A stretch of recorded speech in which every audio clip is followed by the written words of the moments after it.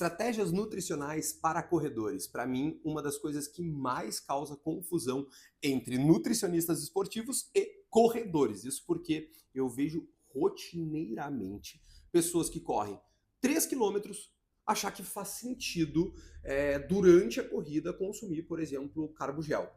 Ou até mesmo corredores que estão junto com a ideia de melhora de performance, tudo bem, mas consumindo muita caloria durante o exercício, isso associado ao processo de emagrecimento. Ou seja, não está pensando nem na performance e não está pensando nem no emagrecimento. Isso porque não consegue trazer o foco para nenhum dos dois, certo? Então, nesse vídeo eu vou te explicar quais são as estratégias corretas se tu corre de 0 até 42 quilômetros, quais as estratégias corretas de manipulação de carboidrato conforme o volume de treinamento, a quantidade de treinamento, o evento específico. Então, não te esquece, já te inscreve aqui no canal, deixa o like e aproveita todos os vídeos que o nosso Clube da Performance vai trazer, porque é muito conteúdo de alto valor.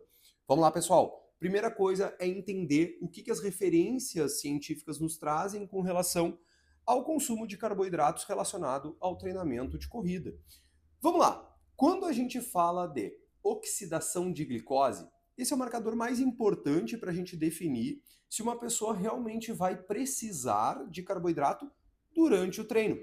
Dentro das estratégias de nutrição esportiva, a gente já sabe que sujeitos, por exemplo, que vão ficar abaixo de 45 minutos em atividade, não vão precisar de estratégias de reposição de carboidrato durante o evento.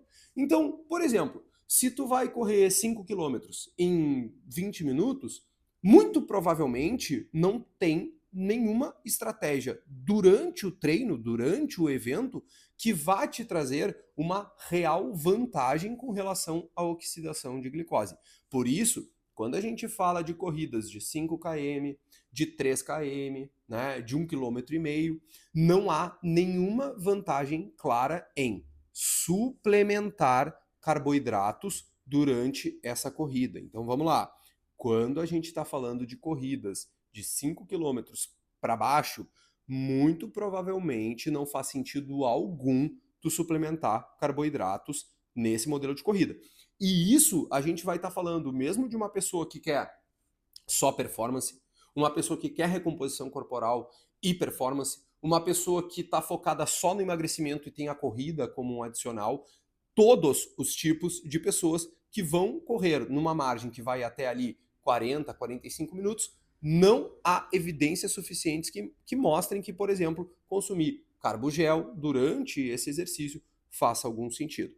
Agora, quando a gente está falando de sujeitos que vão correr acima de 45 até 60 minutos, a gente já tem boas evidências de que até mesmo bochecho de carboidrato, essa é uma estratégia muito curiosa, porque eu estava conversando com alguns pacientes meus corredores e eu percebi que eles não conheciam essa estratégia, né? Essa é uma estratégia que ela vai trabalhar mais na ideia de ativação neural com relação ao consumo de carboidratos. Então, é basicamente aquele sujeito que vai correr 10 quilômetros ali entre 45 e 60 minutos, né? Ele vai utilizar o bochecho de carboidrato, que é basicamente utilizar o carbogel, por exemplo, né? Bochecha durante 10 segundos, 5 segundos, 5 segundos, gospe e sai correndo. Essa é uma estratégia muito interessante, pessoal, porque ela não tende, né, a criar aquela ideia que o carbogel, para quem não é adaptado, inclusive já vou falar sobre isso, a pessoa ficar, sabe, estufada durante a corrida ou mesmo dar algum problema gastrointestinal durante a corrida dessa pessoa. A gente não quer isso de maneira nenhuma, certo? Porém, agora vamos para uma parte um pouco mais avançada.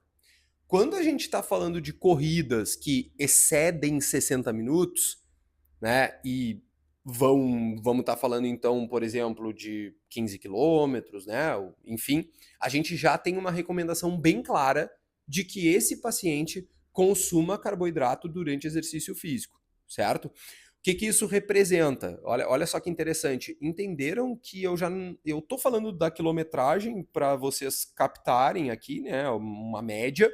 Agora, percebam que o tempo em atividade é a valência que determina se essa pessoa vai necessitar carboidrato ou não.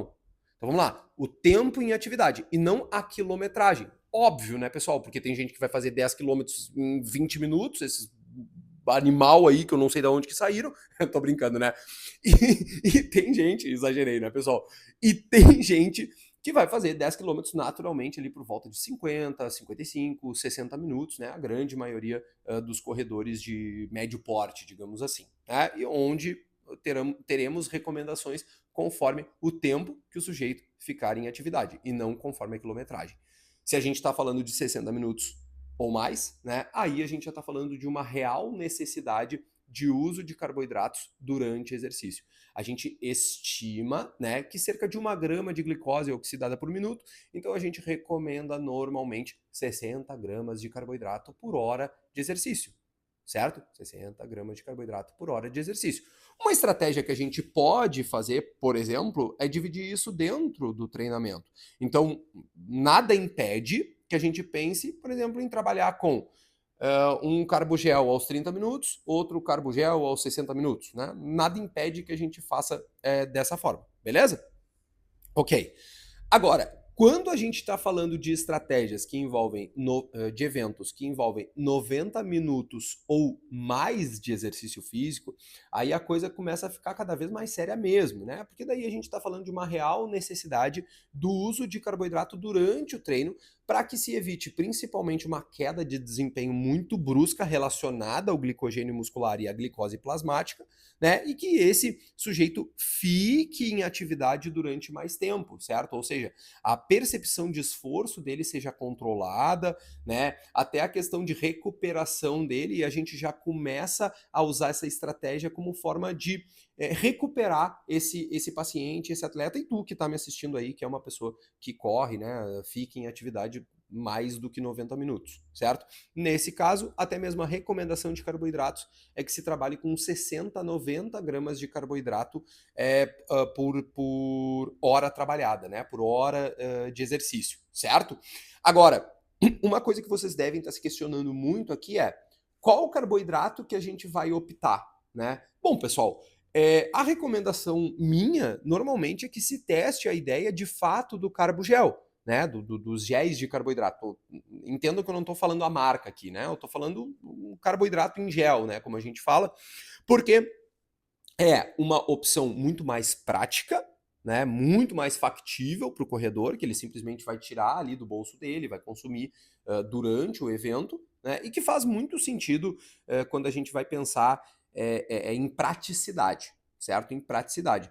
Agora, a gente sabe, como eu falei para vocês, ó, eventos acima de 90 minutos. E o sujeito tem que consumir 60 a 90 gramas de carboidrato por hora. Cara, se é um evento de longa duração, vou sair um pouco das corridas, mas vamos ir para o cross-country, né? Eu tenho, inclusive, pacientes que fazem esse evento de cross-country, é muito legal, tá? Sei lá, vamos falar de 3 horas, 4 horas em atividade. Não existe uma impossibilidade daquele sujeito comer, de fato, coisas sólidas durante, né, o evento ou o treinamento dele. Mas isso sempre tem que ser prescrito por um nutricionista, né? Porque não faz sentido o cara daqui a pouco achar que é a mesma coisa ele comer uma empada, né, e uma mariola durante ali a corrida dele. Isso tem que ser bem estruturado, porque uma das coisas que mais dá problema durante a corrida é a questão do intestino. Todo mundo que corre sabe do que eu estou falando. É muito comum disso, inclusive, tirar sujeitos das provas, né? O sujeito teve um problema gastrointestinal ali muito que complicou o evento ao ponto dele ter que sair da prova. Isso não é uma coisa muito incomum de acontecer, vocês sabem disso. Então já fica uma outra recomendação. Além de não desculpa, de consumir algo prático, né, e viável durante eventos acima de 60 minutos ou 90 minutos, né, que isso vai diferenciar um pouco a necessidade de carboidrato. Então, de 60 a 90, a gente está falando de cerca de 60 gramas por hora de evento. 90 minutos ou mais, a gente já pode estar falando até de 90 gramas por hora de evento de necessidade, conforme a intensidade desse evento. Cross country é um grande exemplo também, né? Agora, se a gente está falando de usar o carboidrato durante e a sua relação com o intestino, nunca se esqueçam, por favor, que isso tem que ser altamente treinado. Altamente treinado. Como assim treinado? Tu não pode nunca, em hipótese alguma, testar carboidrato gel, testar, sei lá, mariola, testar mel, testar fruta com mel durante um evento, sem ter feito isso antes em treinamento.